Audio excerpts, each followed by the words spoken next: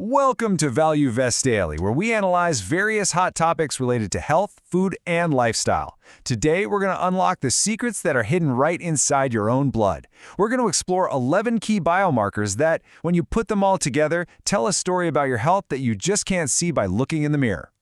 And look, this isn't just about some abstract numbers on a lab report. This is about real life, what can actually happen.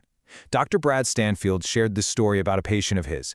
The guy looked perfectly healthy on the outside, fit, mid-50s, but a preventable heart attack just changed his life forever. The warning signs, they were there all along, just hidden in his blood, waiting to be found. You know, that story really makes you stop and think. It raises a huge question for every single one of us. What story is your blood telling right now?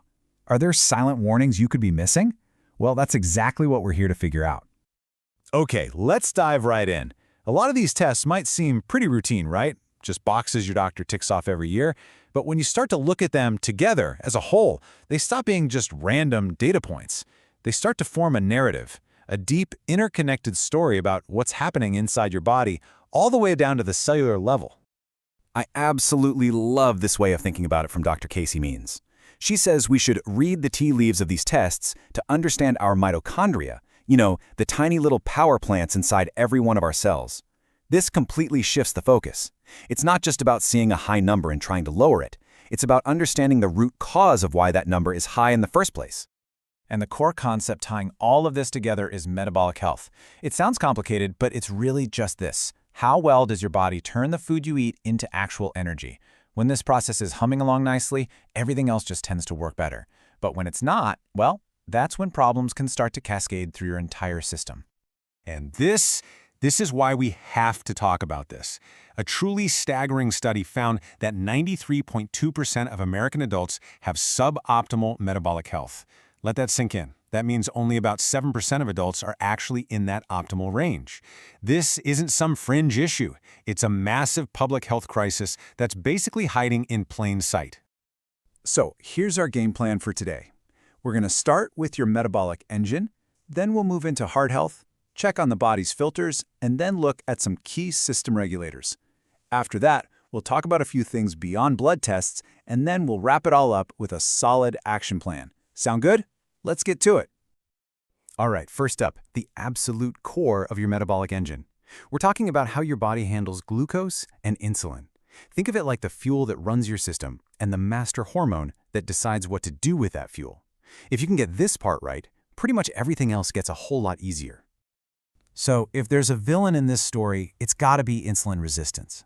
Here's the deal. Insulin is like the key that unlocks your cells to let glucose in so you can use it for energy. With insulin resistance, those locks get, well, they get rusty. Your cells kind of stop listening to the signal, so the glucose gets stuck in your bloodstream.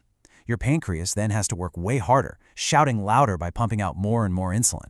This right here is the root cause of so many chronic diseases. Now, there are two key tests that help us see what's going on. Fasting glucose is like checking the weather right now. It tells you your blood sugar at one specific moment in time. But hemoglobin A1C, or HbA1c, that's more like looking at the climate over the last few months. It measures how much sugar has literally gotten stuck to your red blood cells, giving you a long-term average. Okay, but here's where it gets really interesting. These numbers don't exist in a vacuum. They tell a story together. You want your fasting glucose below 100, for sure. Your HbA1c, the goal is under 5.7%. But that fasting insulin test, man, that one is so important. You can have high fasting insulin even when your glucose looks perfectly normal. That's one of the earliest signs that your pancreas is working overtime just to keep your blood sugar in check. It can reveal insulin resistance years before your blood sugar even starts to creep up. All right, next up, let's talk about the highways of your body, your heart and your blood vessels.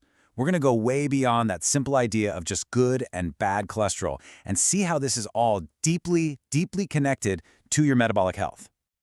So this is your standard lipid panel. You've got triglycerides, which are basically a form of fat your body uses for energy storage. HDL is often called the good cholesterol. Think of it like a garbage truck, driving around and removing excess cholesterol from your arteries.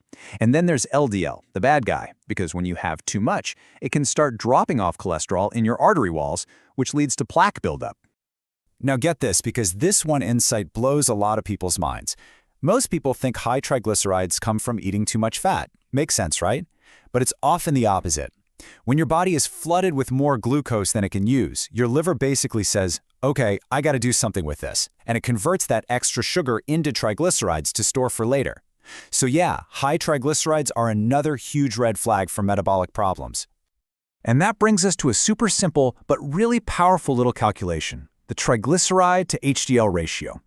Just take your triglyceride number, divide it by your HDL number, and if that result is over 3.5, that's a strong predictor of insulin resistance.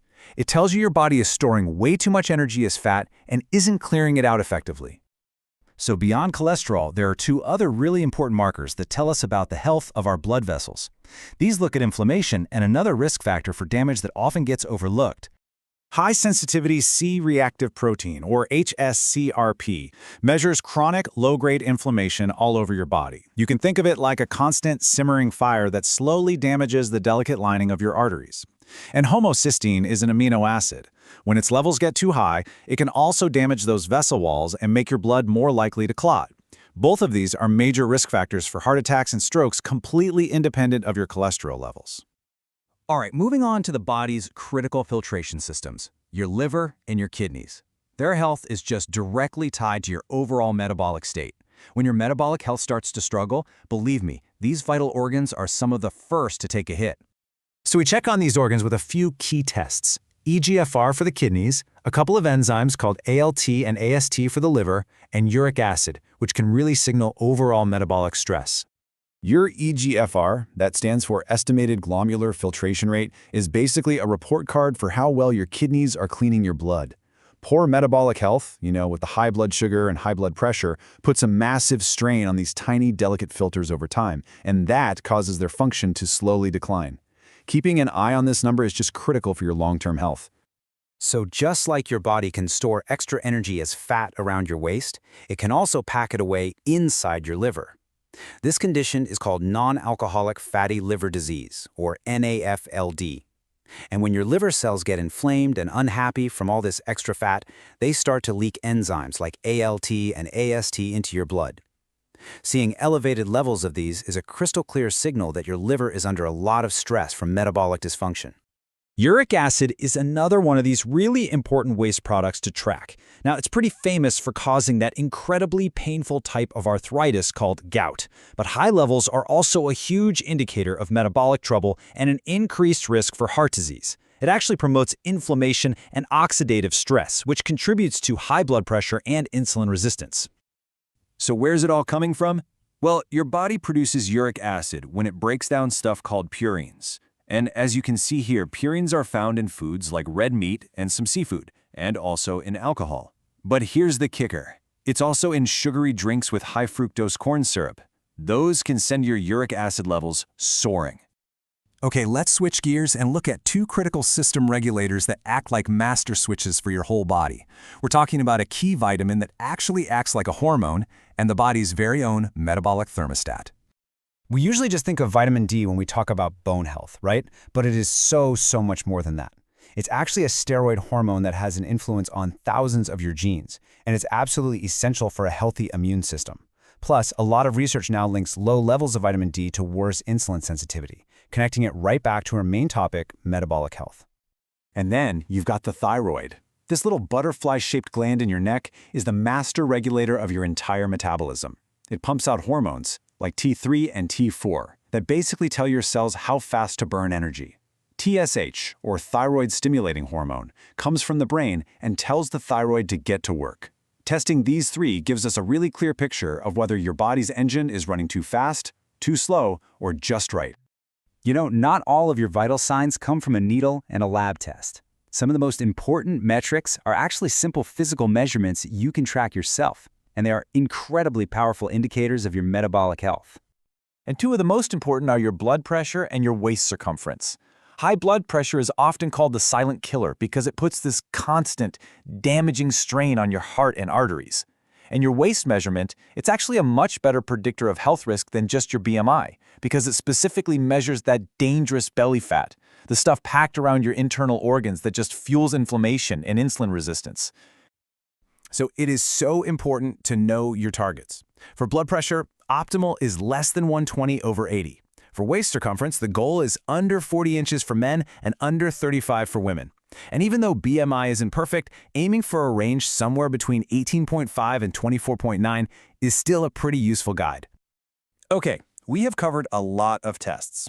And it's really easy to fall into the trap of thinking, well, if some data is good, then more data must be better, right? But that brings up a really, really important question. Should we just be testing for everything all the time? And the answer, which might surprise you, is no.